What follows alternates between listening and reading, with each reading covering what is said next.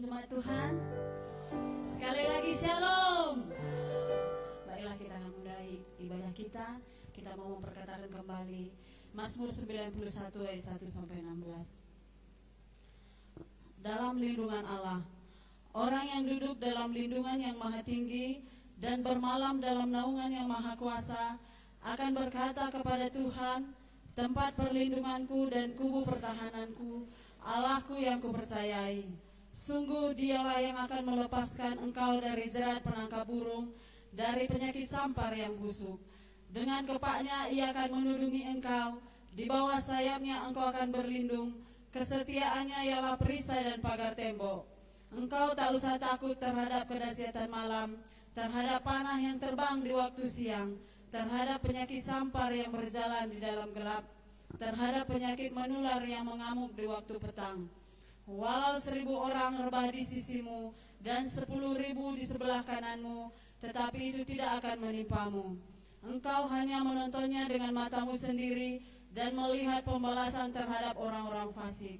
Sebab Tuhan ialah tempat perlindunganmu, yang maha tinggi telah kau buat tempat perteduhanmu.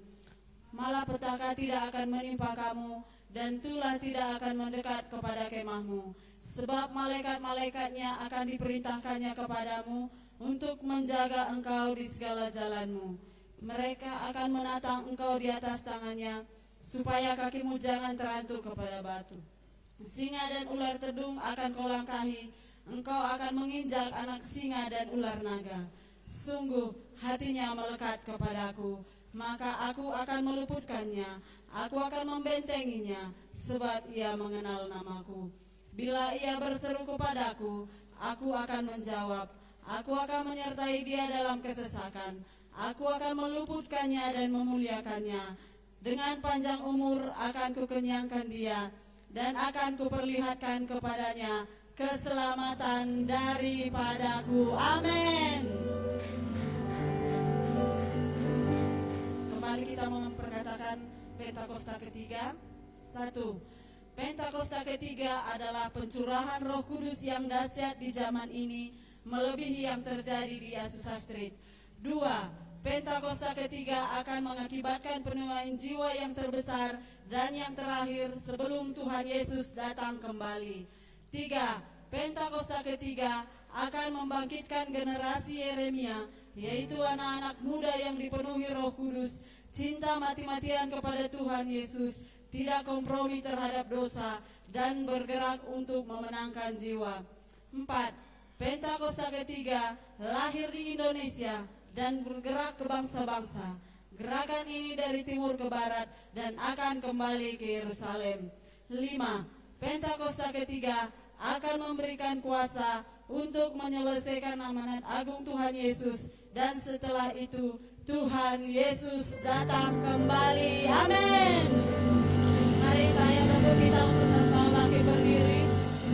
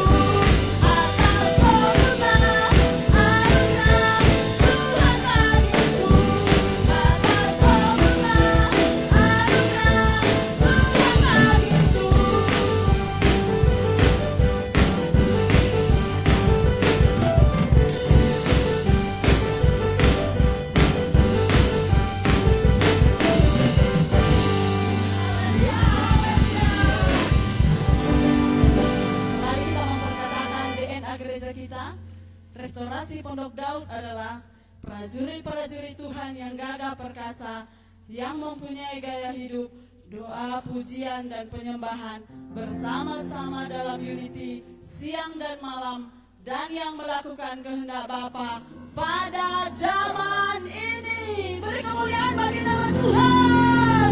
Haleluya. Kami persilahkan untuk duduk kembali. Kita mau menikmati kasih-Nya Tuhan, karena kasih Tuhan itu sangat lemah lembut. Kasih Tuhan itu memaafkan, kasih Tuhan itu mengampuni.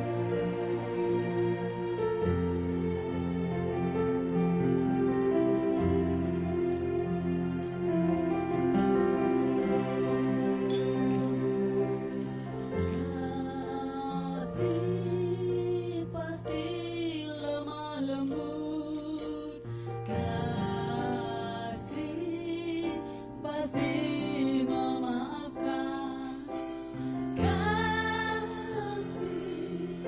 pasti murah hati, kasih-Mu, kasih-Mu Tuhan. Ajarilah kami ini saling mengasihi. Ajarilah kami ini saling mengampuni. Ajarilah kami ini kasih-Mu, ya Tuhan, kasih-Mu kudus tiada batasnya.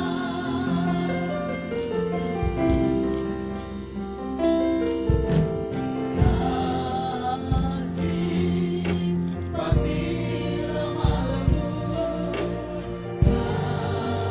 kasih pasti memaafkan,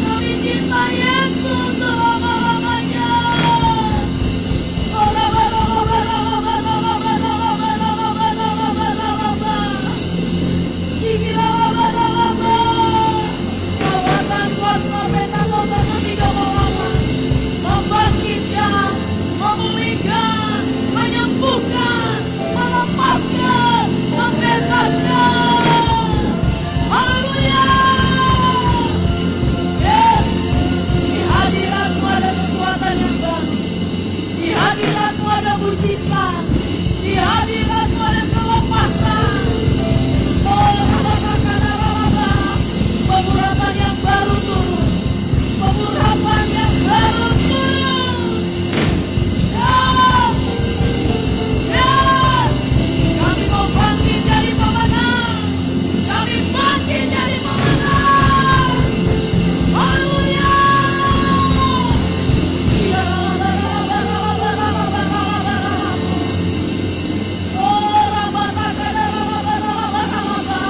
Mari berdoa, minta kepenuhan yang baru, minta dibaptis Roh Kudus.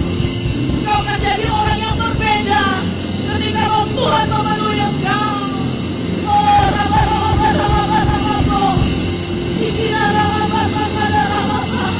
Holy Spirit, Holy Spirit, rain down, fill me again, more and more.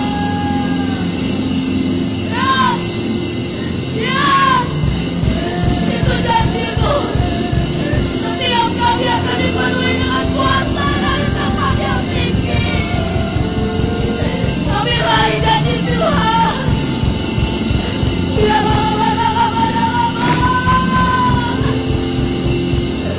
Yes, yes, pengurapan yang baru akan membawa engkau kepada perkenanan yang baru.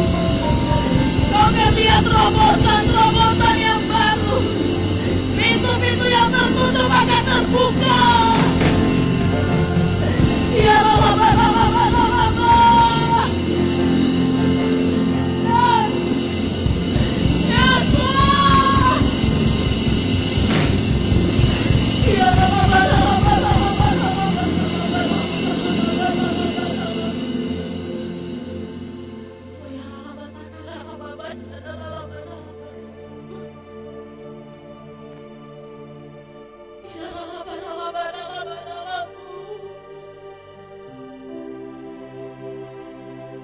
hanya Roh-Mu yang mampu, hanya Roh-Mu yang dapat memampukan kami ya Tuhan. Di luar Tuhan kami tidak dapat berbuat apa-apa. Ya Allah,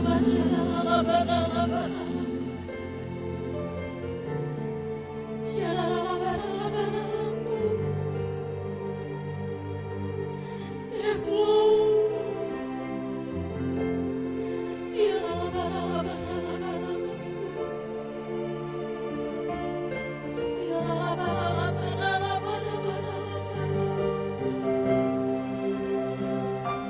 urapi kami Tuhan, urapi kami,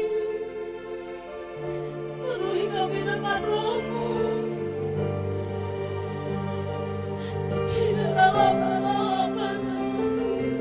Ya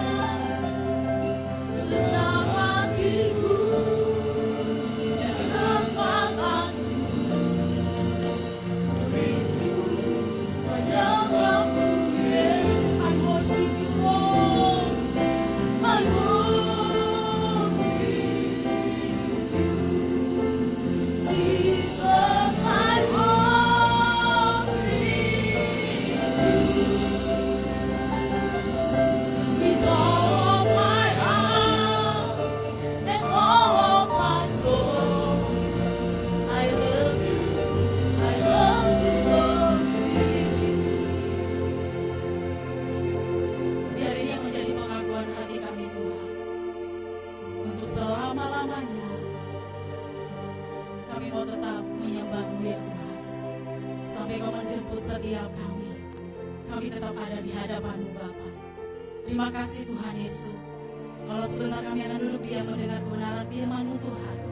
Urapi hamba-Mu yang tidak ada apa-apanya. Kau ambil alih pemberitaan firman-Mu. Biar lewat pemberitaan firman-Mu nama Tuhan dipermuliakan ya Tuhan. Dan setiap kami akan bangkit menjadi orang-orang yang dipakai Tuhan untuk kemuliaan nama Tuhan. Terima kasih Bapa, terpujilah nama-Mu ya Tuhan. Di dalam nama Tuhan Yesus Kristus kita yang siap diberkati lewat kebenaran firman Tuhan. Sama-sama kita katakan amin. Boleh tepuk tangan buat Tuhan. Tepuk tangan sorakan. Haleluya. Baik Bapak Ibu yang diberkati Tuhan, saya jemput kita sama-sama bangkit berdiri. Kita mau lompat 3 kali, kita mau bilang haleluya, haleluya, haleluya. Bapak Ibu siap? Amin. Yuk, 2, 3 ya. Haleluya, haleluya, haleluya. Haleluya. Baik, kembali silakan duduk Bapak Ibu yang diberkati Tuhan. Shalom Bapak Ibu. Shalom. Apa kabar Bapak Ibu sepanjang minggu ini? Luar biasa. Coba pandang kiri kanannya, katakan, wow, kamu luar biasa hari ini. Ya, karena kita punya Tuhan yang luar biasa. Amin. Amin. Baik, Bapak Ibu yang diberkati Tuhan, izinkan saya berbagi firman Tuhan kepada kita pada saat ini. Dan kita mau belajar bersama-sama menangkap apa yang menjadi pesan Tuhan bagi kita. Amin. Baik Bapak Ibu, kita langsung saja kepada kebenaran firman Tuhan. Mari kita lihat di dalam Matius 28 ayat yang ke-18. Ini bukan ayat yang asing bagi kita, tapi ini ayat yang sudah familiar, ya. Bahkan sebagian kita sudah menghafalnya, begitu ya. Baik, sama-sama kita membacanya Matius 28 ayat 18 sampai 20 dengan suara yang kencang. 2, 3 ya. Yesus mendekati mereka dan berkata, "Kepadaku telah diberikan segala kuasa di sorga dan di bumi. Karena itu, pergilah, jadikanlah semua bangsa muridku dan baptislah mereka dalam nama Bapa dan Anak dan Roh Kudus. Dan ajarlah mereka melakukan segala sesuatu yang telah kuperintahkan kepadamu.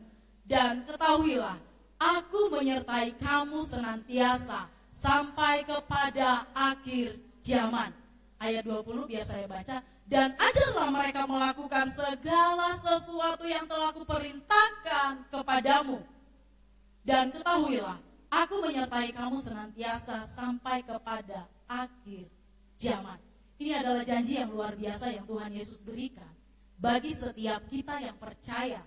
Karena ini adalah pesan Tuhan Yesus kepada murid-murid sebelum Tuhan Yesus naik ke sorga. Nah, Bapak Ibu yang diberkati Tuhan, tema firman Tuhan yang mau saya bawakan pada saat ini adalah hidup sebagai murid Kristus. Sama-sama katakan 2, 3 ya. Hidup sebagai murid Kristus. Nah, Bapak Ibu yang diberkati Tuhan, sebelum Tuhan Yesus naik ke surga, ada 3 pesan khusus yang Tuhan Yesus pesankan. Terkhusus kepada murid.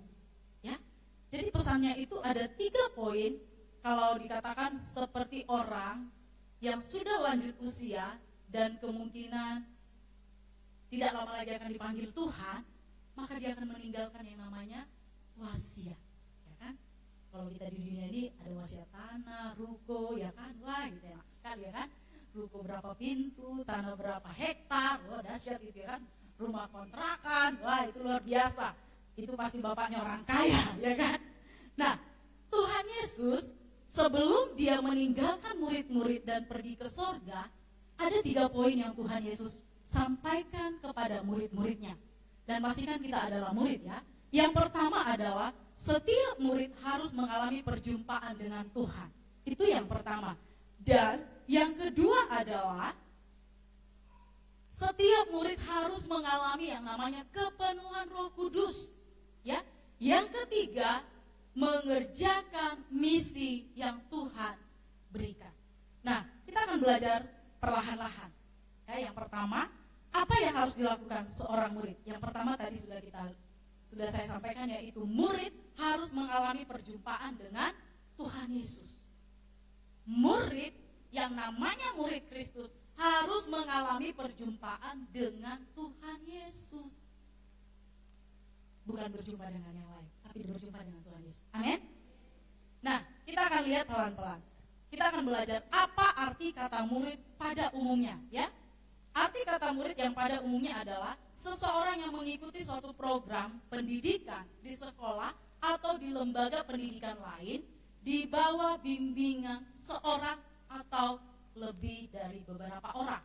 Jadi murid adalah seseorang yang mengikuti program pendidikan yang continue, terus-menerus, ya, yang dibimbing oleh satu orang guru atau lebih. Nah, tapi berbeda dengan murid yang dimaksud dalam firman Tuhan, ya. Nah, ada dua kata murid. Yang pertama, murid dalam bahasa Inggris itu artinya student. Nah, kalau di firman Tuhan itu berbeda. Murid itu disciple. Sementara disciple itu adalah kata daripada disiplin. Jadi kita belajar, ya, jangan nanti apa itu murid? Ya, kalau katanya murid, murid lah. Murid Tuhan Yesus, iya, murid Kristus. Apa itu murid Kristus? Ya murid lah, kan? Tapi kita akan belajar pelan-pelan. Nah, kata murid yang pertama yaitu student, artinya adalah yang pertama, tetap tinggal pada orang tua. Sama seperti anak kita yang pergi sekolah, ketika dia pergi sekolah dia tetap tinggal kepada kita, ya. Pergi dia sekolah, pulang tetap tinggal kepada kita. Yang kedua, bertemu gurunya untuk suatu proses belajar mengajar hanya di sekolah. Pada umumnya mereka bertemu di sekolah, ya. Proses belajar mengajar itu pada umumnya mereka akan bertemu di sekolah, gitu, ya. Dan yang selanjutnya adalah ke sekolah hanya pada jam-jam sekolah. Benar, ya? Anak kita ke sekolah karena pada saat jam sekolah, ya. Hari libur gak pergi dia, kan? Ya di rumah kalau libur. Dan yang kemudian adalah diajar oleh lebih dari satu guru, ya. Diajar oleh lebih daripada satu guru. Nah, Bapak Ibu yang diberkati Tuhan, murid yang pada umumnya kita tahu mungkin dari TK, SD, SMP, dan SMA, mereka adalah orang yang pergi ke sekolah, pulang sekolah kembali, dan mereka pergi ke sekolah itu di jam-jam belajar, ya. Nah, ada jam-jam tertentunya, sudah ditetapkan jamnya. Jadi pergi ke sekolah tidak suka-suka, gitu, ya. Ada jam-jamnya, ada aturan mainnya, gitu. Itu kalau seorang murid yang artinya student, ya. Sekarang kita akan belajar murid yang disciple, gitu. Ini firman Tuhan, Bapak Ibu. Nah, kita akan lihat di Alkitab kita, mungkin yang punya King James Version bisa lihat kata murid itu, ya.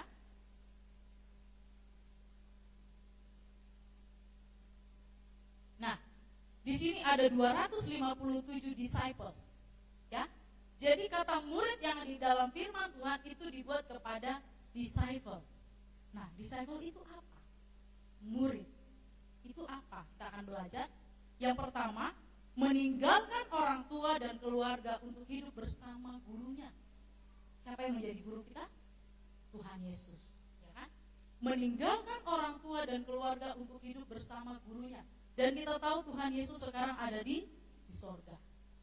Dan kalau kita adalah disciple, maka kerinduan kita adalah tinggal bersama Yesus di sorga. Amin? Amin? Iya. Nah, meninggalkan orang tua dan keluarga untuk hidup bersama gurunya. Nah, meninggalkan di sini juga bukan berarti kita meninggalkan suami kita, meninggalkan anak kita, meninggalkan istri kita. Pokoknya aku mau melayani Tuhan, tinggal kalian semua. Bukan. Nanti banyak anak terlantar, banyak istri yang janda, banyak suami yang duda. Kenapa? Maminya pergi melayani Tuhan. Mamanya pergi melayani Tuhan. Bukan gitu ya maksudnya.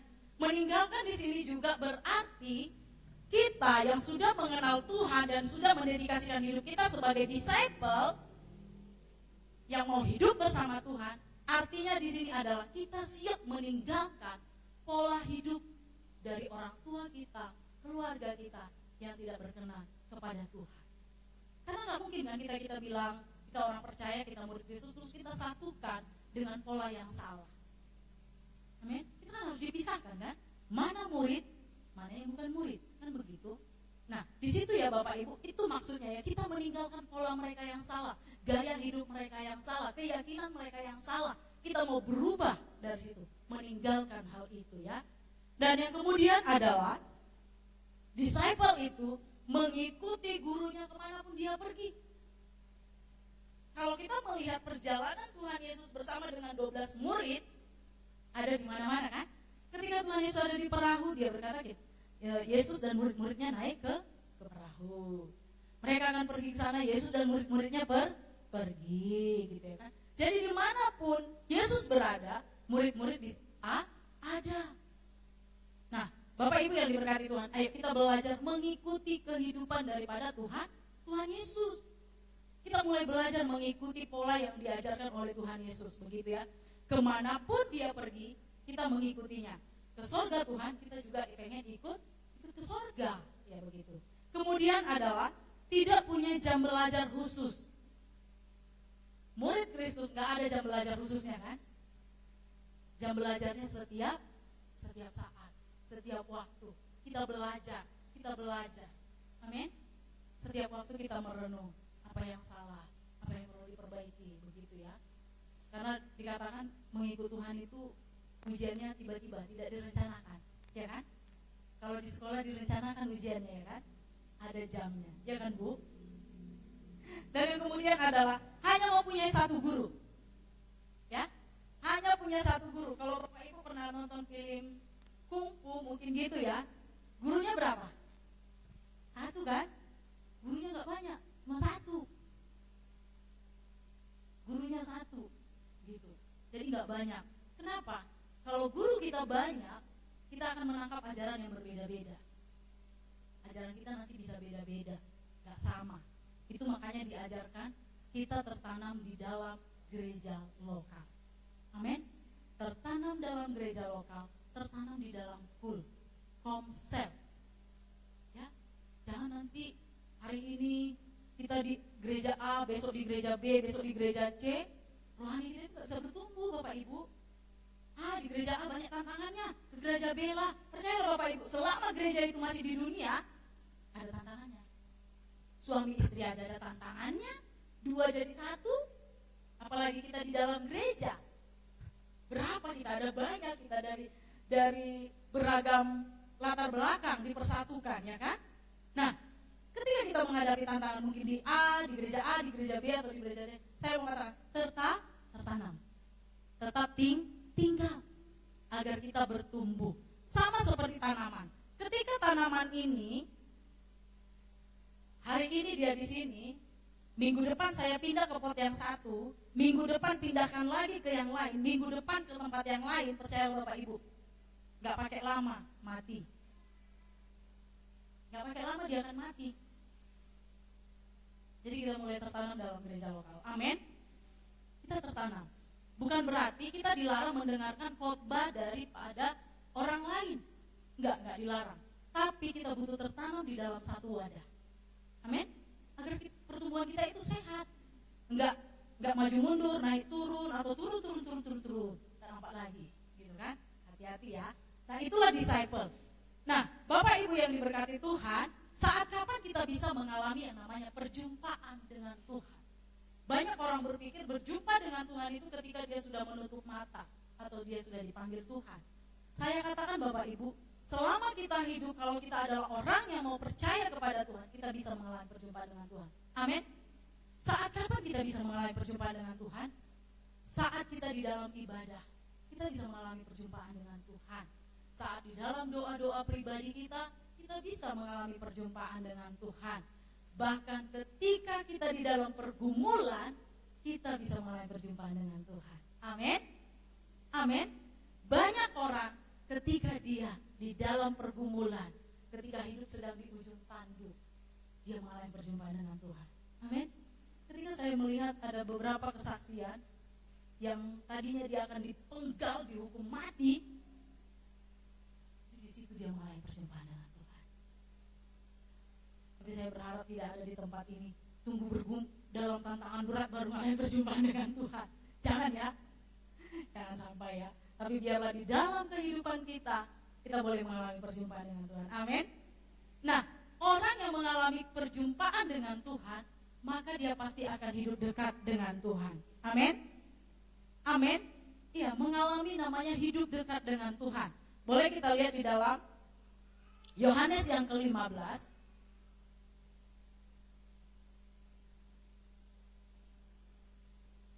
Yohanes ke-15. Nah, saya akan bacakan bagi kita semua. Bapak Ibu boleh perhatikan. Pokok anggur yang benar. Akulah pokok anggur yang benar dan Bapakkulah pengusahanya. Setiap ranting padaku yang tidak berbuah dipotongnya, dan setiap ranting yang berbuah dibersihkannya, supaya ia lebih banyak berbuah. Kamu memang sudah bersih karena firman yang telah kukatakan kepadamu. Tinggallah di dalam aku dan aku di dalam kamu. Tinggallah di dalam aku dan aku di dalam kamu. Sama seperti ranting tidak dapat berbuah dari dirinya sendiri kalau ia tidak tinggal pada pokok anggur. Demikian juga kamu tidak berbuah jikalau kamu tidak tinggal di dalam aku. Yang kelima, akulah pokok anggur dan kamulah ranting-rantingnya. Barang siapa tinggal di dalam aku dan aku di dalam ia, ia berbuah banyak, sebab di luar aku kamu tidak dapat berbuat apa-apa. Ayat kelima dikatakan, sebab di luar Tuhan kita tidak dapat berbuat apa-apa. Jadi janganlah ada di antara kita yang berkata, gak ikut Tuhan juga gak apa-apa. Jangan sampai. Ya, kalau Anda tidak mengikut Tuhan, maka kita akan mengikuti hantu, iblis. Karena hanya ada dua penguasa di dunia ini, yaitu Tuhan Yesus dan iblis. Jadi Bapak Ibu harus pastikan, ikut Tuhan, sungguh-sungguh ikut Tuhan. Mengalami perjumpaan dengan Tuhan. Ketika kita mengalami perjumpaan dengan Tuhan, maka kita akan tinggal di dalam Tuhan. Amin. Tinggal di dalam Tuhan, Tuhan tinggal di dalam kita. Kalau kita renungkan firman Tuhan ini, Bapak Ibu, ini sesuatu yang dahsyat. Dahsyat. Kita di dalam Tuhan, Tuhan di dalam kita. Kalau kita renungkan siapa kita, Tuhan yang kudus tinggal di dalam kita yang hina. Meskipun dosamu merah seperti kermisi, akan putih seperti bulu domba. Coba kita renungkan, siapa kita? Kita yang diambil dari lumpur dosa, diperkenankan di dalam kita tinggal yang maha kudus. Yang maha kudus, bukan hanya kudus, tapi maha kudus. Betapa hidup kita ini berharga di hadapan Tuhan. Amin. Amin Bapak Ibu.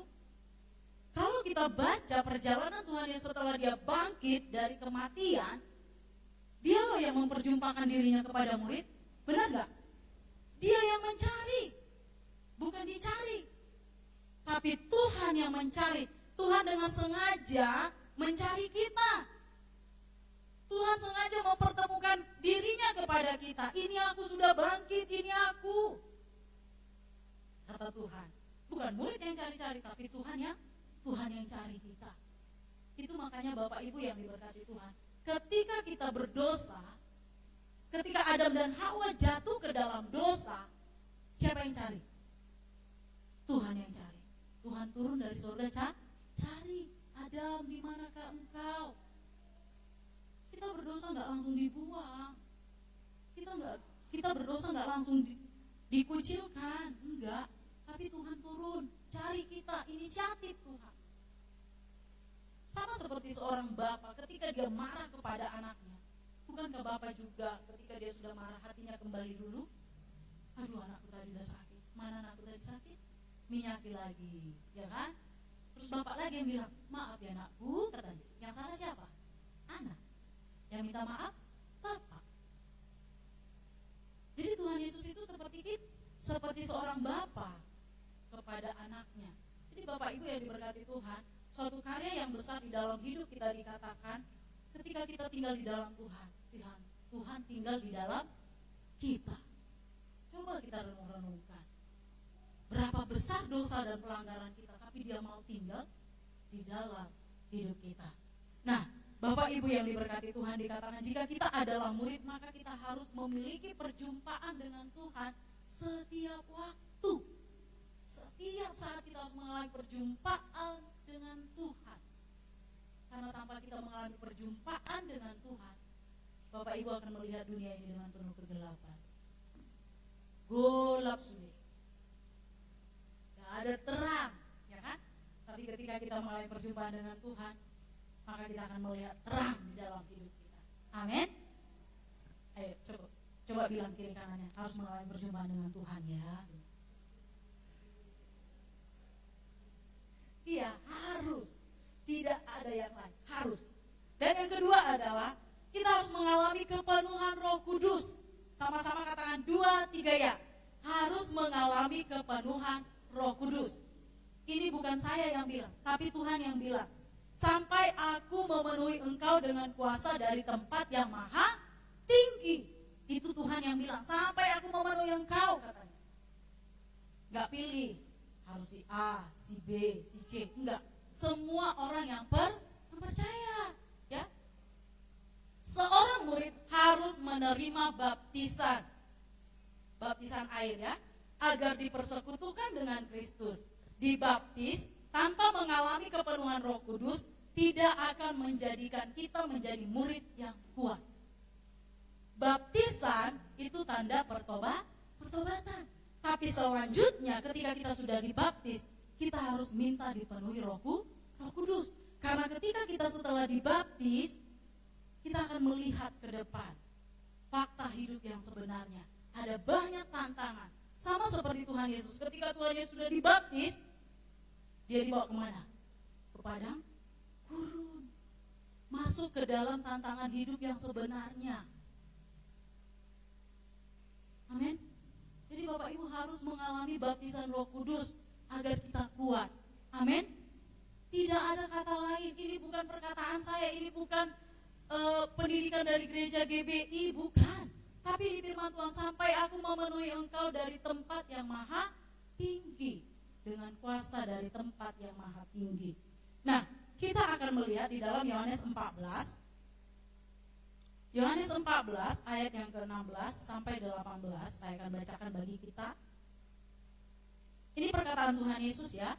Dikatakan di sana, aku akan minta kepada Bapa, dan ia akan memberikan kepadamu seorang penolong yang lain. Jadi Bapak Ibu yang diberkati Tuhan, ketika Tuhan Yesus naik ke sorga, otomatis murid-murid kan gak punya pegangan, ya kan? Rasanya takut, begitu ya kan? Dan kita pun kadang seperti itu kan, dalam ketakutan. Untuk itu kita perlu dipenuhi Roh Kudus. Dikatakan di sana, Dia akan memberikan kepadamu seorang penolong yang lain. Jadi Roh Kudus itu adalah sebagai penolong di dalam hidup kita, supaya Ia menyertai kamu selama-lamanya. Dan selanjutnya, yaitu Roh kebenaran. Dunia tidak dapat menerima Dia, sebab dunia tidak melihat Dia dan tidak mengenal Dia. Tetapi kamu mengenal Dia, sebab Ia menyertai kamu dan akan diam di dalam kamu. Dan 18, aku tidak akan meninggalkan kamu sebagai yatim piatu. Aku datang kembali kepadamu. Nah, Bapak Ibu yang diberkati Tuhan, pastikan hari-hari ini kita mengalami yang namanya kepenuhan Roh Kudus. Amin. Amin. Pastikan kita mengalami kepenuhan Roh Kudus. Bapak Ibu yang diberkati Tuhan, saya mau sampaikan begini ya. Kekristenan tanpa kita mengalami kepenuhan Roh Kudus, kekristenan kita itu tadinya seperti api besar, tapi tidak ada Roh Kudus, lama-lama mati. Tidak bergairah, tidak bersemangat. Kalau di dalam bahasa Inggris dikatakan dia Holy Spirit, seperti power. Dia seperti power di dalam hidup kita yang membangkitkan, yang memberikan kekuatan. Jadi Bapak Ibu yang diberkati Tuhan, makanya Tuhan bilang, aku memberikan penolong yang lain, yaitu Roh Kudus, yaitu Roh kebenaran di dalam diri kita, agar kita boleh kuat menghadapi kenyataan hidup yang ada di depan kita. Tanpa kita mengalami kepenuhan Roh Kudus, Bapak Ibu, ketika kita menghadapi tantangan, percayalah, kita gak akan kuat. Kita akan mulai berkata, sudahlah, gaknya ditolong Tuhan kita. Ah sudahlah, gaknya ada gereja-gerejaan. Ah sudahlah, gaknya ada mujizat itu, udah lama pun aku berdoa. Tapi ketika Roh Kudus ada di dalam diri kita, Dia memenuhi kita, kita akan berkata, kalau Tuhan tidak tolong, aku percaya besok Tuhan tolong, ya kan? Hari ini tidak ditolong, besok ditolong. Tidak ditolong, terus pasti Tuhan tolong. Terus menerus kita percaya, terus menerus kita percaya, sampai kita melihat pertolongan Tuhan. Dan sekalipun tidak ditolong, kita akan mulai berkata, gak ditolong pun gak apa-apa, aku tetap cinta Tuhan. Amin? Amin? Iya. Roh Kudus yang akan memberikan kita kekuatan. Roh Kudus yang akan memampukan kita untuk menghadapi setiap tantangan-tantangan yang ada di depan kita. Sama seperti Sadrak, Mesak, dan Abednego. Kalau bukan Roh Kudus yang ada di dalam diri mereka, mereka gak akan bisa berkata, sekalipun api itu menyala-nyala dan Tuhan tidak menolong kami tetap menyembah Tuhan. Dan kami gak akan menyembah patung yang dibuat oleh Tuhan. Itu kenapa? Ada Roh Kudus di dalam dirinya. Demikian juga kita. Ketika kita menghadapi tantangan di dalam hidup kita, ada kekuatan yang bangkit di dalam diri kita, yaitu Roh Kudus yang akan memberikan kekuatan dalam hidup kita. Amin? Amin Bapak Ibu? Jadi mau sampaikan begini di tempat ini, kalau kita yang belum mengalami baptisan Roh Kudus, mari minta. Tidak ada orang yang khusus untuk menerima baptisan Roh Kudus, tapi semua orang yang mau, mintalah maka akan diberi, carilah maka kita akan mendapat, ketoklah maka pintu akan dibuka bagi setiap kita. Jadi tidak ada orang yang spesial, orang yang khusus, yang ini yang baru dipenuhi Roh Kudus, yang ini enggak, tidak ada. Tapi semua orang yang menyatakan diri sebagai murid dan memintanya kepada Tuhan akan dipenuhi dengan Roh Kudus. Amin. Amin. Nah, saya mau sampaikan juga, baptisan Roh Kudus itu hanya sekali, ya. Tapi kepenuhan Roh Kudus itu, Bapak Ibu, dia setiap hari, setiap waktu, setiap saat, sepanjang dan sebanyak kita merindukannya. Baik, dan selanjutnya adalah ketika kita sudah mengalami kepenuhan Roh Kudus, apa yang harus kita kerjakan? Apa yang Tuhan minta daripada kita? Yaitu yang ketiga, mengerjakan misi yang Tuhan berikan. Sama-sama katakan 2, 3 ya. Mengerjakan misi yang Tuhan berikan. Nah, ada misi yang Tuhan berikan bagi setiap orang yang menyatakan sebagai murid Kristus. Jadi kita tidak hanya tinggal mengalami perjumpaan yang baru dengan Tuhan, mengalami kepenuhan Roh Kudus, tapi gak kerja. Cukup puas, hanya dipenuhi Roh Kudus, mengalami perjumpaan dengan Tuhan, tapi gak kerja. Bapak Ibu, kalau kita gak kerja, Roh Kudusnya gak akan bekerja. Jadi dia di situ-situ aja. Tapi ketika kita bekerja, kita dipenuhi. Kita kerja, kita dipenuhi. Begitu ya, gak habis-habis. Amin. Nah, apa visi yang Tuhan berikan? Yang pertama adalah kita diminta untuk menyampaikan yang namanya kabar keselamatan. Apa? Kabar keselamatan. Kabar keselamatan, yaitu Tuhan Yesus sudah mati di kayu salib menebus setiap dosa, kutuk, kelemahan di dalam kita. Amin. Itu kabar baiknya, good news. Ya, ada good news yang Tuhan berikan. Mari coba kita lihat di dalam Markus 16 ayat 18c. Ini pernyataan Tuhan. Markus 16 ayat 18 yang C ya.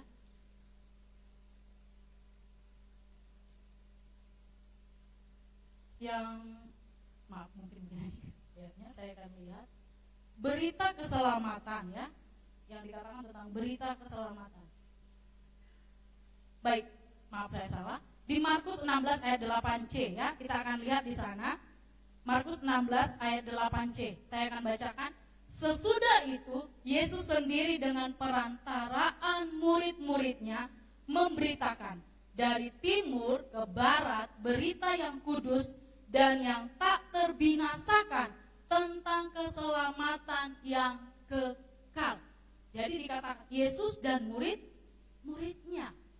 Jadi Yesus sudah naik ke surga, tinggallah murid-murid. Murid-murid harus menyampaikan kabar keselamatan kepada semua orang. Amin. Amin. Kabar keselamatan kepada semua orang. Dan yang kemudian mari kita lihat di dalam Yesaya 61. Yesaya 61. Ini adalah kabar baiknya, ya. Yesaya 61.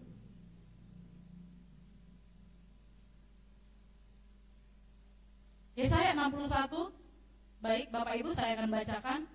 Roh Tuhan Allah ada padaku, oleh karena Tuhan telah mengurapi aku, Ia telah mengutus aku untuk menyampaikan kabar baik kepada orang-orang sengsara. Ya, nanti kita akan pelajari. Dan merawat orang-orang yang remuk hati, untuk memberitakan pembebasan kepada orang-orang tawanan, dan kepada orang-orang yang terkurung kelepasan dari penjara. Ayat 2. Untuk memberitakan tahun rahmat Tuhan dan hari pembalasan Allah kita, untuk menghibur semua orang berkabung. Nah, ini kabar baiknya, ini good newsnya. Ayat yang pertama dikatakan di sana tadi, Ia telah mengutus aku untuk menyampaikan kabar baik kepada orang-orang sengsara. Orang-orang sengsara. Nah, Bapak Ibu yang diberkati Tuhan, orang-orang sengsara di sini bukan hanya tentang orang-orang miskin, orang-orang susah, sakit, ya, menderita, pokoknya yang namanya mengalami kelemahan, tidak ya. Tapi di sini orang-orang sengsara ini di sini termasuk kepada orang-orang yang luka batin, yang pahit, sakit hati, hilang pengharapan. Ya, kita sudah belajar 4 sesi ya, yang dibawakan oleh Bapak Gembala kita, sesi pemulihan. Ada pemulihan gambar diri, pemulihan luka batin, pemulihan hati Bapak, dan yang kemudian mengubah kutuk menjadi berkat. Ini kabar baiknya Bapak Ibu. Orang-orang yang hilang gambar dirinya, kepada mereka lah kabar baik ini. Orang-orang yang luka batin, yang terluka dengan bapaknya, yang hidup dalam kutuk, itu kabar baiknya bagi mereka. Ada kelepasan bagi setiap mereka. Amin. Amin. Nah, Bapak Ibu yang diberkati Tuhan, jadi tugas ini Tuhan berikan bagi setiap kita. Yuk, seberapa banyak orang yang kita temui, apakah dia orang-orang yang masuk dalam kategori sengsara? Sampaikanlah kabar baik kepadanya. Amin. Sampaikan kabar baik kepadanya. Katakan, Tuhan Yesus sudah mati bagi dosamu. Engkau sudah ditebus oleh darah Yesus. Tuhan Yesus sudah mati bagi kutuk di dalam hidupmu. Ulangkah tambah rindu. Sakit ke hatiku. Labo seberapa lebih besar lagi sakit hatiku. Jangan. Ambruklah dia nanti. Tadinya mau bangkit, tumbang dia. Dia pun rupanya melayani lebih besar pula sakit hatinya daripada aku, katanya. Sering-sering ke kita, katanya pula, ya kan? Gawat. Jangan ya, jangan. Kita kan udah belajar 4 sesi ya kan? Pemulihan luka batin, pemulihan hati Bapak, pemulihan gambar diri, mengubah kutuk menjadi berkat. Bapak Ibu tangkap ya 4 hal ini. Jangan selesai 1 sesi. Hari ini sudah pulih, amin. Tiba-tiba ditanya, belum semua pulih, masih ada sedikit lagi, kan?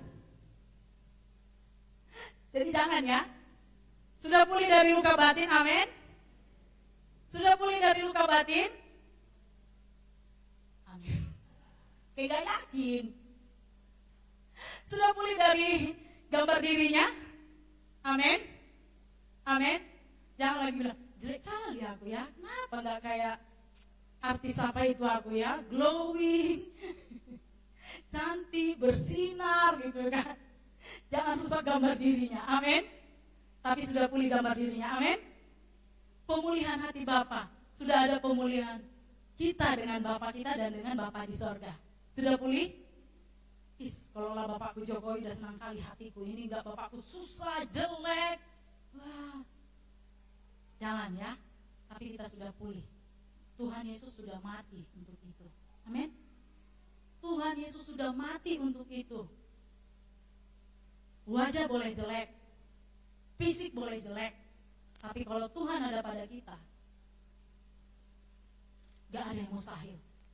Saya pernah menonton sebuah video, seorang gadis muda yang lumpuh ya Bapak Ibu, lumpuh pakai kursi roda. Dia berpikir, udahlah aku gak akan menikah, dan gak akan ada laki-laki yang bisa menerima diriku. Dengan kata lain, gambar dirinya sudah rusak. Tapi ketika dia mengikuti sesi mengenai pemulihan gambar diri, dia mulai berkata, kalau aku sudah pulih dengan diriku dan pulih dengan Tuhan, kalau memang Tuhan izinkan aku menikah, Tuhan akan kirimkan laki-laki untuk menikahi aku, katanya begitu. Benar Bapak Ibu? Gak tanggung, bule ganteng lagi, baik lagi, anak Tuhan lagi, lengkap kan? Nah, itu enaknya kalau sudah di dalam Tuhan, kita sudah pulih. Apapun yang mustahil bagi kita Tuhan buat jadi tidak mustahil. Saya sampai heran gitu. Semua orang menangis terharu melihat pemberkatan pernikahan mereka. Karena kenapa? Dia nggak di kursi roda dibikin suaminya, digendong dibawa ke gereja, bukan di kursi roda. Begitu. Nah, jadi Bapak Ibu, yuk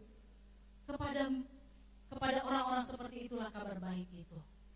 Kalau kita sedang dalam keadaan itu, mari kita perkatakan kepada diri kita, aku ini berharga di hadapan Tuhan. Tuhan sudah mati untuk dosa-dosaku. Sampaikan itu kepada diri kita. Saya juga lakukan itu Bapak Ibu. Saya bilang, Mak Pena, Tuhan sudah mati menebus dosamu.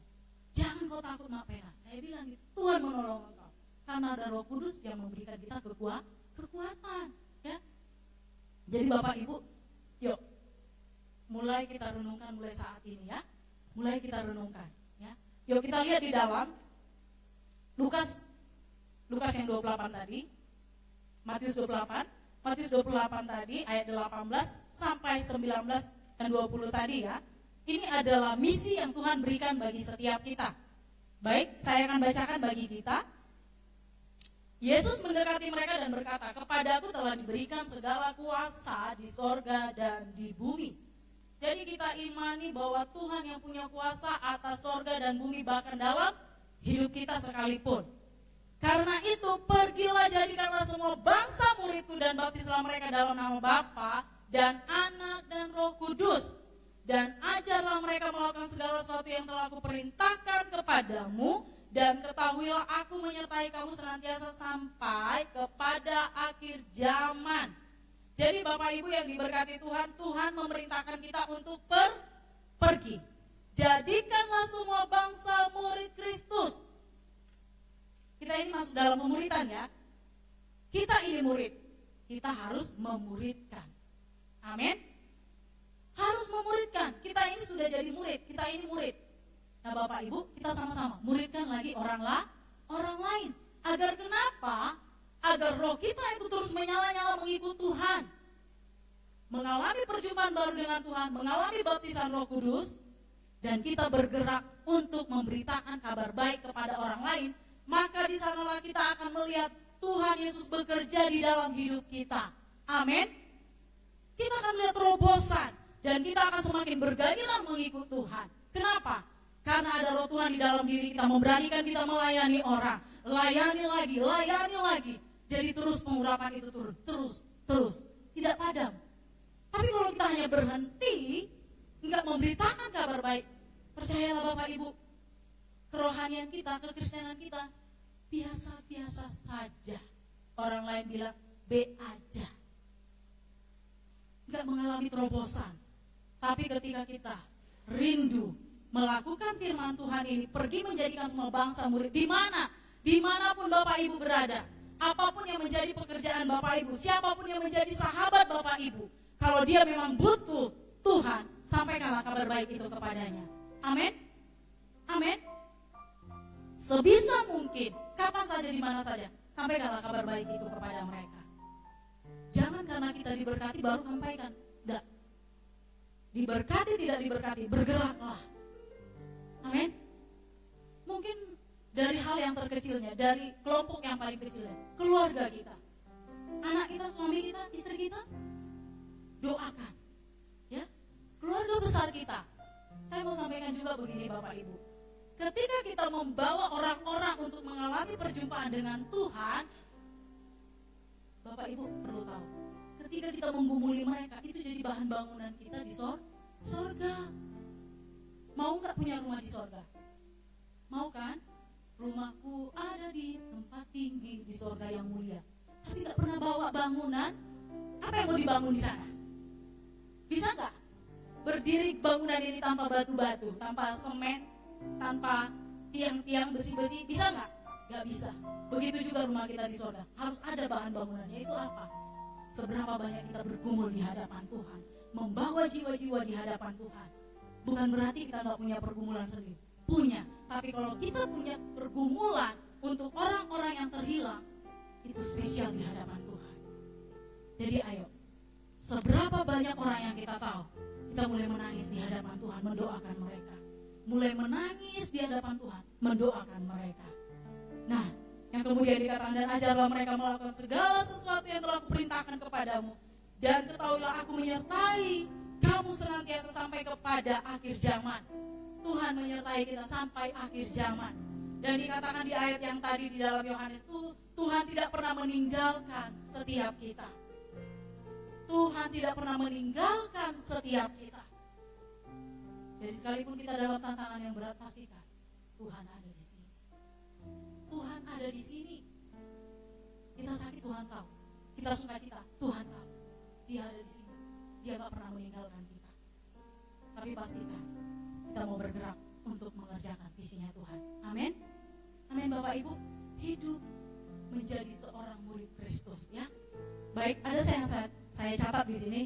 Seorang murid akan melakukan apa yang diperintahkan oleh gurunya. Ya, seorang murid akan serupa dan segambar dengan gurunya. Siapa yang menjadi guru bagi kita, maka kita akan menjadi serupa dengannya. Jadi pastikan kita adalah segambar dan serupa dengan Allah. Coba lihat kanan kirinya, katakan, memang kamu serupa dan segambar dengan Allah memang. Ayo bilang kepada kiri kanannya. Jangan kita bilang mencingko cepat, kita bilangnya. Bilangkan diri serupa dan segambar dengan Kristus. Gimana kita bilangnya? Ya kan? Kita mulai rubah. Amin. Amin. Coba katakan, aku ini serupa dan segambar dengan Kristus. Katakan. Katakan lagi, kamu juga. Iya. Baik, sebagai ayat penutupnya kita akan lihat di dalam Yohanes 14 ayat yang ke-21. Yohanes 14 ayat yang ke-21. Baik, ini yang menjadi kesimpulan dan yang akan kita kerjakan. Barang siapa memegang perintahku dan melakukannya, dialah yang mengasihi aku. Jadi siapa yang memegang perintah Tuhan dan melakukan, dia mengasihi Tuhan. Dan barang siapa mengasihi aku, ia akan dikasihi oleh Bapakku. Dan aku pun akan mengasihi dia dan akan menyatakan diriku kepadanya. Wow, Tuhan akan nyatakan dirinya bagi setiap kita. Amin. Rindu mengalami perjumpaan dengan Tuhan, rindu mengalami terobosan dalam hidup kita, rindu melihat terobosan dalam keluarga kita, pekerjaan kita, maka pastikan kita mengalami perjumpaan dengan Tuhan, kita mengalami baptisan Roh Kudus, dan kita mengerjakan misinya Tuhan. Amin. Boleh berikan tepuk tangan buat Tuhan. Kita yang mengasihi Tuhan, berikan tepuk tangan bagi Tuhan. Lebih dahsyat lagi. Yes. Kami akan mengerjakan apa yang menjadi misi Tuhan di dalam hidup kami. Kami akan bergerak dengan pengurapan yang daripada Tuhan. Dan kami akan melihat terobosan-terobosan di dalam keluarga kami. Oh ya ralabata kadaralaba. Sebab kami adalah orang-orang yang mengasihi Tuhan. Kami adalah orang-orang yang mencintai Tuhan. Oh ralababa syadaralaba. Saya jemput kita sama-sama bangkit berdiri Bapak Ibu. Sungguh hidup kami bagaikan bejana di tangan-Mu ya Tuhan. Pakai bentuk kami seperti apa yang Tuhan mau.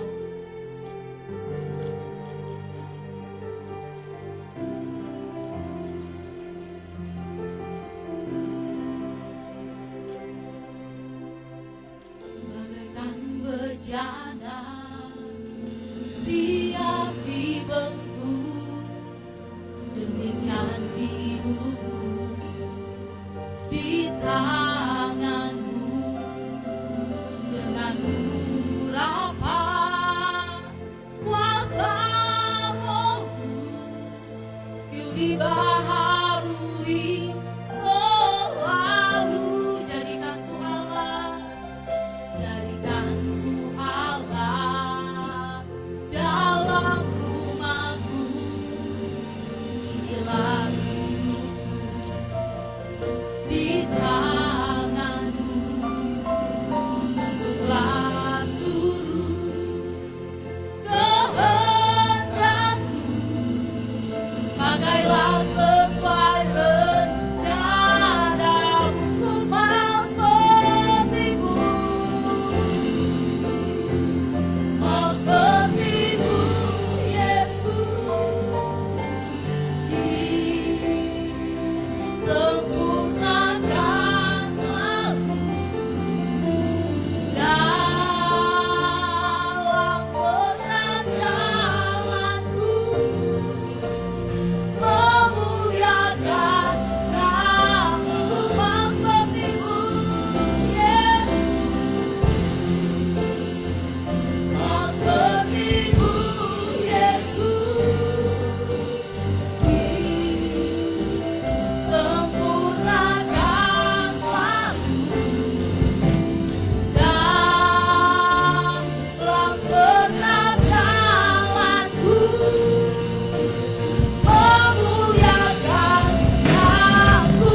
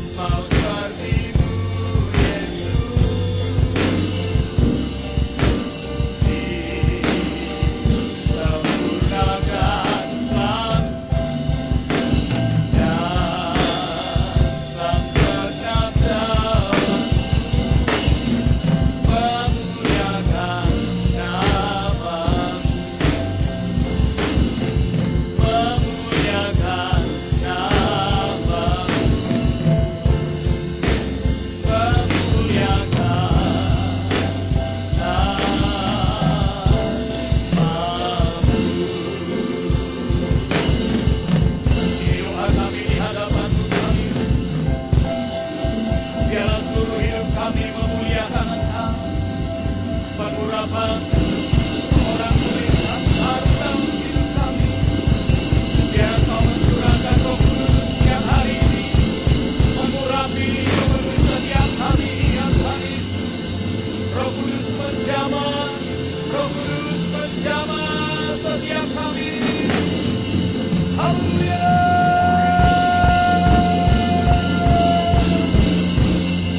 Mengalir, mengurapi setiap kami. Roh Kudus menjamah setiap keluarga kami.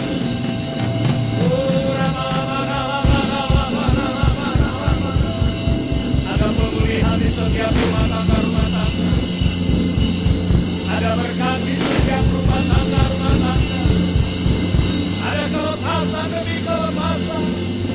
Ada pemulihan demi pemulihan. Menyembuhkan yang sakit,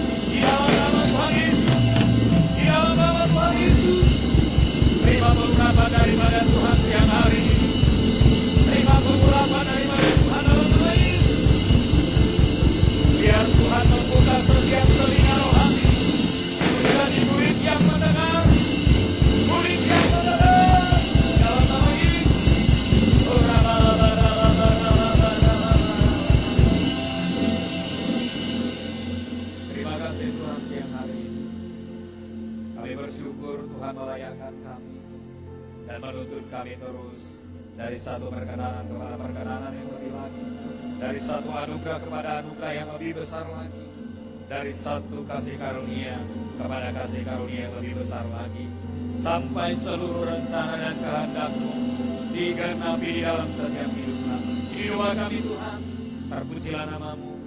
Kami mengucap syukur untuk firman-Mu. Haleluya. Dalam nama Yesus Kristus, bersama-sama kita katakan amin. Silakan duduk Bapak Ibu Saudara yang dikasihi Tuhan. Ada beberapa pengumuman yang saya mau sampaikan kepada Bapak Ibu Saudara. Nah, yang pertama Bapak Ibu Saudara, kita berdoa untuk anak kita Neja Siahaan, anak dari Bapak Siahaan yang dari Sigamanik, tadi malam mengalami kecelakaan Bapak Ibu Saudara, dan kemudian dirawat di Rumah Sakit Eparina hari ini. Dan nanti saya akan ajak kita Bapak Ibu Saudara mungkin habis ibadah kita kunjungan ke Eparina ya, karena itu yang membuat mereka makanya tidak bersama-sama dengan kita ibadah hari ini. Saya juga belum tahu keadaannya karena jam 10 malam tadi malam saya diteleponi ya, karena masih pas latihan di Losimomo. Nah, karena hujan tadi malam, jadi saya bilang kalau terlalu malam saya nanti ke rumah sakit mungkin tidak dikasih izin lagi untuk kunjungan. Tapi nanti kita akan kemudian habis ibadah nanti kita bicarakan untuk kunjungan ke sana ya. Dan kemudian Bapak Ibu Saudara, setiap hari Jumat ada ibadah kul, setiap hari Rabu ada doa di tempat ini jam 18 jam 6 sore, dan kemudian setiap hari Sabtu kita ada doa puasa jam 10 pagi di tempat ini. Mari Bapak Ibu Saudara kita terus berdoa bersama-sama sampai kita melihat mujizat-mujizat Tuhan dicurahkan dalam hidup kita. Katakan amin. Nah, baik Bapak Ibu Saudara, sambil mempersiapkan taburan kita akan berdoa. Kita akan membawa taburan kita di hadapan Tuhan. Bapa di sorga, kami mengucap syukur Tuhan memberkati kami secara finansial, dan kami akan membawa persembahan kami lewat materi yang Tuhan berikan bagi kami. Dan kami berdoa seberapapun kekuatan yang bisa kami berikan kepada Tuhan, biarlah kiranya Tuhan mengurapi, menguduskannya menjadi berkat untuk pelayanan pekerjaan Tuhan. Dan Tuhan terus memberkati seluruh umat-Mu berlimpah-limpah dengan kasih karunia daripada Tuhan. Engkau melimpahi setiap rumah tangga, memberkati setiap usaha pekerjaan, memberkati setiap studi daripada anak-anak kami, kesehatan, kekuatan daripada Tuhan melimpah di dalam hidup kami. Kami memberi dengan sukacita di dalam nama Tuhan Yesus Kristus. Bersama-sama kita katakan amin. Nah, baik Bapak Ibu Saudara, mari kita membawa taburan kita di hadapan Tuhan, dan kemudian kita angkat pujian kita.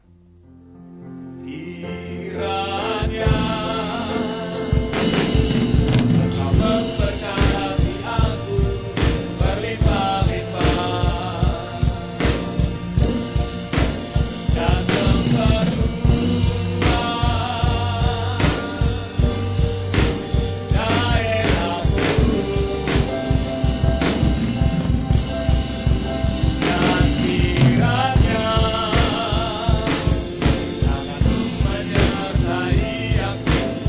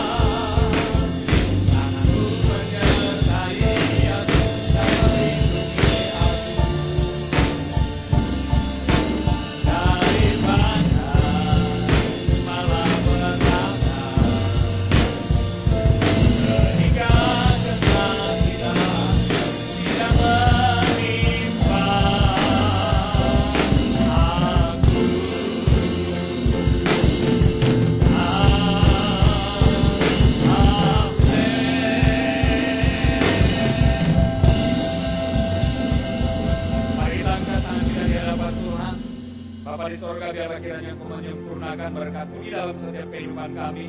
Kembali dari tempat ini kami diberkati oleh Tuhan. Sepanjang minggu ini kami diberkati dengan berkat kasih karunia daripada Tuhan Yesus Kristus. Mari kita angkat tangan kita.